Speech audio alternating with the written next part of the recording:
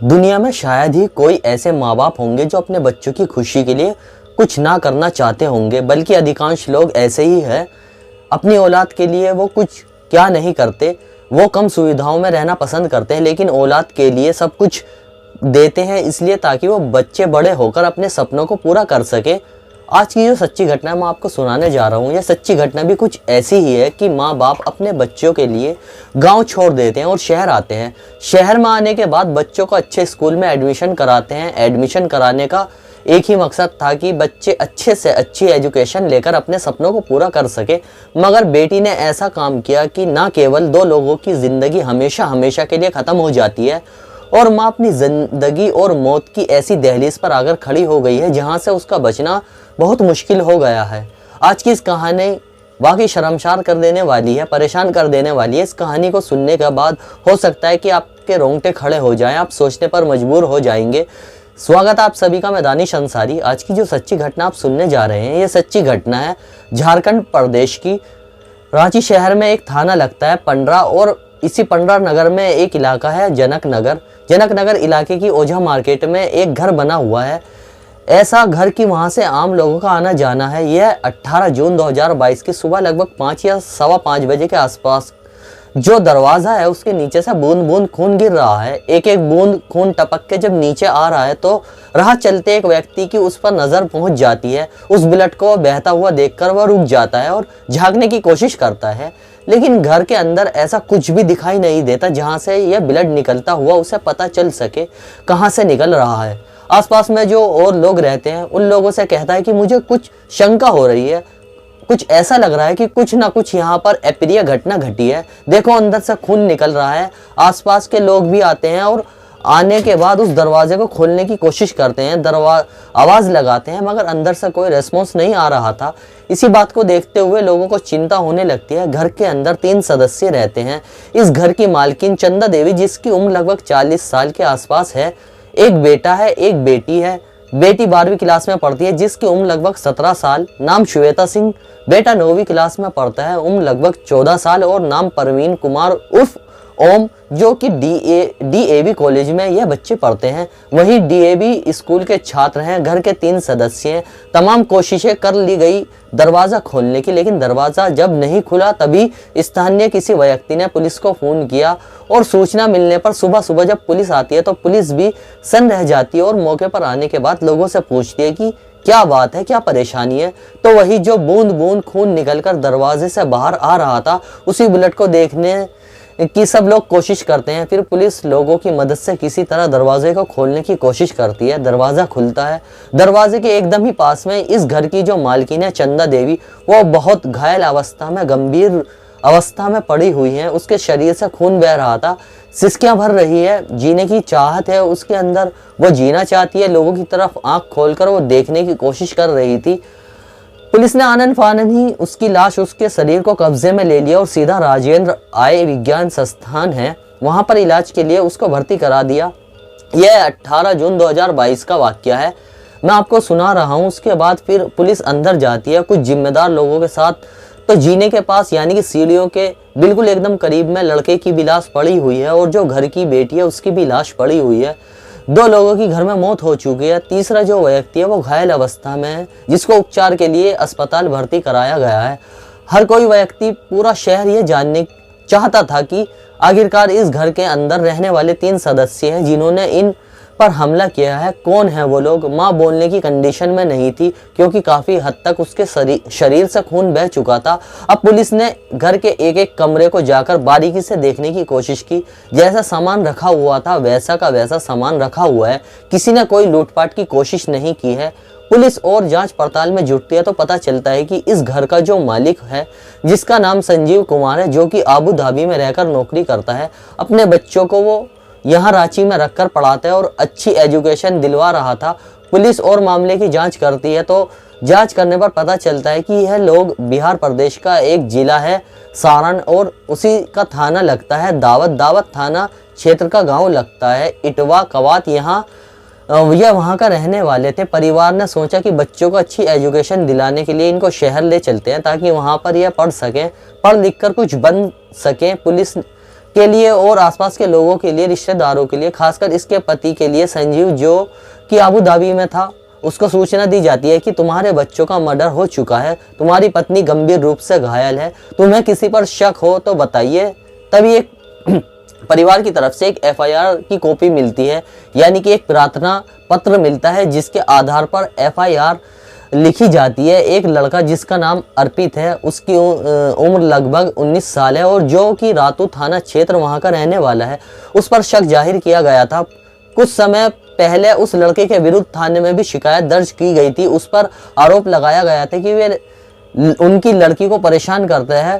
Police उस लड़के की तलाश में जुटती है तो वह लड़का मिलता नहीं। ऐसा कौन सा प्रदेश था आसपास का, ऐसा कौन सा जिला था जहां पर उस लड़के को, अर्पित को तलाश नहीं किया जा रहा था, चाहे वो बात बिहार की हो, झारखंड की हो, छत्तीसगढ़ की हो या महाराष्ट्र की हो।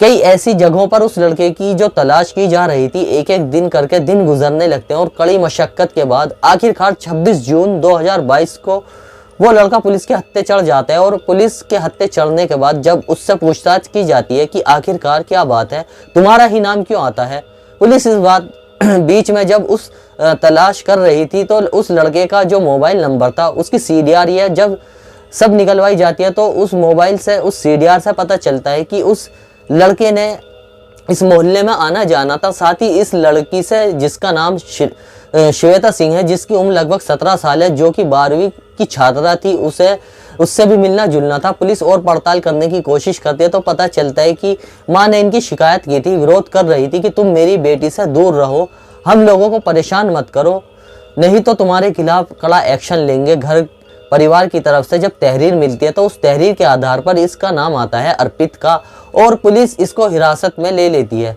26 जून को। और इससे जब पूछताछ करती है तो वाकई चौंकाने वाला खुलासा होता है। दरअसल यह लड़का कहता है कि घर वालों ने जितना हम लोगों को रोकने की कोशिश की श्वेता और अर्पित को, वो उतना ही मिलने की कोशिश करते हैं और वो मौके की तलाश में रहता है रात के अंधेरे में। जब रात हो जाया करती थी तो तब वो पीछे के रास्ते से सीढ़े लगाकर किसी तरकीब से घर में घुस जाया करता था और लड़की के साथ जब तक उसका मन करता था तब तक उसके साथ वक्त बिताया करता था। यह सिलसिला काफ़ी समय से लगातार ऐसे ही चल रहा था, मगर हमेशा ही चलता रहे यह ज़रूरी नहीं है।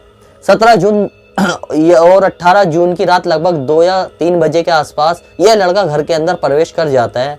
जून के महीने में बेइंतहा गर्मी का मौसम होता है। गर्मी के मारे लोगों का जीना मुहाल हो रहा होता है और चंदा देवी यहाँ रात को किसी वक्त आंख खुल जाती है। जब चंदा देवी रात में उठती है, उसका एक ही मकसद था पानी पीने का। वो घर के अंदर जाती है और पानी पीने की जब कोशिश कर रही थी तभी उसको उसकी बेटी और उस लड़के यानी कि अर्पित एक ऐसी स्थिति में मिलते हैं जो कि शायद नहीं मिलने चाहिए थे। वो दोनों ही न्यूड अवस्था में थे, दोनों आपस में एक दूसरे के साथ शारीरिक संबंध बना रहे थे और माँ को यह सब देखकर इतना गुस्सा आता है कि वह जाकर अर्पित को एक के बाद एक कई थप्पड़ मारना शुरू कर देती है। अर्पित को यह सब देखकर बहुत गुस्सा आता है। अर्पित उसे रोकने की कोशिश करता है और दोनों ही तरफ से हाथापाई शुरू हो जाती है। वहीं पास में फ्रिज रखा हुआ है, फ्रिज के ऊपर एक चाकू रखा था। वो उस धारदार हथियार से, चाकू से उसकी मां पर एक के बाद एक कई हमले कर देता है और हमला करने के बाद मां गंभीर रूप से घायल हो जाती है और उसके अंदर उसके शरीर से ब्लड बहने लगता है। फिर वो चीखने लगती है। चीख कुछ इस तरह से निकलती है कि जो उसका बेटा है परवीन उर्फ ओम, उसकी भी आंख खुल जाती है। वो दौड़ते हुए अपनी मां को बचाने की कोशिश करता है तो वहीं चाकू वो हाथ से छूट जाता है, लेकिन पास में एक हथौड़ा रखा हुआ था। वो हथौड़ा एक के बाद एक परवीन कुमार को मारता है।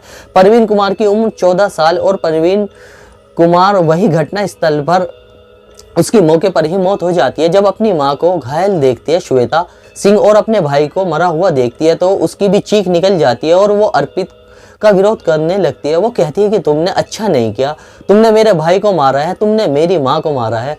जब वो विरोध कर रही थी तब उसने अर्पित को मारना शुरू किया, पीटना शुरू किया। तब उसने वही हथौड़ा, जिस हथौड़े से उसने उसके भाई को मारा था, जिस चाकू से उसकी माँ को मारा था, उसी हथौड़े और उसी चाकू से उसने अपनी प्रेमिका को वही घटना स्थल पर मौत के घाट उतार दिया। और यहाँ से वो दरवाज़ा लगा हुआ था, छत के रास्ते से कूदकर वो भाग जाता है। और भागने के बाद, हालांकि कहते हैं कि क्राइम को कितनी भी शातिर तरीके से क्यों ना किया जाए, क्राइम कभी छिपता नहीं है। यहाँ FSL टीम भी आती है और पुलिस यहाँ पर स्पेशल टास्क फोर्स भी गठित करती है, विशेष दल बनाती है और उनका मकसद एक ही होता है ताकि इस घटना के पीछे जो भी सच है वो निकल के सामने आना चाहिए। SP अंशुमन कुमार 27 जून 2022 को एक प्रेस कॉन्फ्रेंस करके उस अपराधी को सामने खड़ा करके खुलासा करते हैं, पूरे घटनाक्रम को एक एक करके बताते हैं कि इसमें किसकी गलती है, किसने क्या काम किया है। हालांकि 7-8 दिन से ज़्यादा का समय लग जाता है, तमाम तरह के लोग होते हैं, तमाम तरह की बातें कर रहे थे। कोई कह रहा है कि एक तरफा प्यार में इनकी हत्या की गई है, कोई कुछ कह रहा था, लेकिन जब उसने अपना सच कबूल लिया पुलिस के सामने, वही सच जब जमाने के सामने आता है तो लोग हैरान थे। माँ इस लड़के के मिलने से विरोध कर रही थी, बेटी इससे मिलना चाहती थी और इसी के साथ संबंधों में रहना चाहती थी। बाप अपना गांव छोड़कर इनको शहर लेकर आया ताकि पढ़ लिख कर ये आगे बढ़ेंगे, मगर बाप अबू धाबी में रहता था, बहुत दिनों के बाद घर आना जाना होता था। बस इतनी दूर से नज़र नहीं रख सकता था। माँ नज़र रख रही थी, लेकिन माँ को वो उसकी आंखों में धूल झोंकने की बार कोशिश कर रही थी, लेकिन माँ की आंखों में ज़्यादा देर तक धूल नहीं झोंक सकी और माँ ने विरोध किया तो उसने उसको मौत के घाट उतरवा दिया।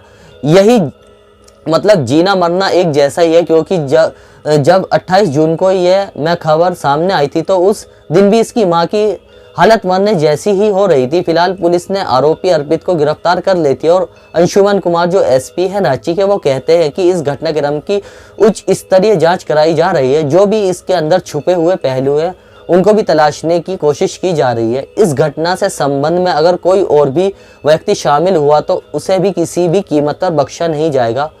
दोस्तों, आपको अपने बच्चों पर लाड प्यार तो करना चाहिए, लेकिन बच्चों पर ध्यान देने की बेहद ज़रूरत है, क्योंकि आपकी अगर बच्चों के प्रति नज़र हट जाती है तो बच्चे इतना समझदार नहीं होते हैं, उनको बहकाना बहुत आसान होता है। और अर्पित ने भी कुछ ऐसे ही किया था, बहकाकर उस लड़की को अपने कब्जे में लिया और उसके साथ लंबे समय से शारीरिक संबंध बना रहा था और इसी के चलते अर्पित ने 2 लोगों के मौत के घाट उतार दिया। खैर, फिर पुलिस इस मामले की जांच और बारीकी से करना शुरू कर देती है। दोस्तों, इस कहानी को सुनाने का मकसद किसी का दिल दुखाना नहीं है, किसी को ठेस पहुंचाना नहीं है, बल्कि समाज में हो रही घटनाओं से आपको सावधान करना है, आपको जागरूक करना है, ताकि आप सुरक्षित रहें, खुश रहें। जय हिंद दोस्तों।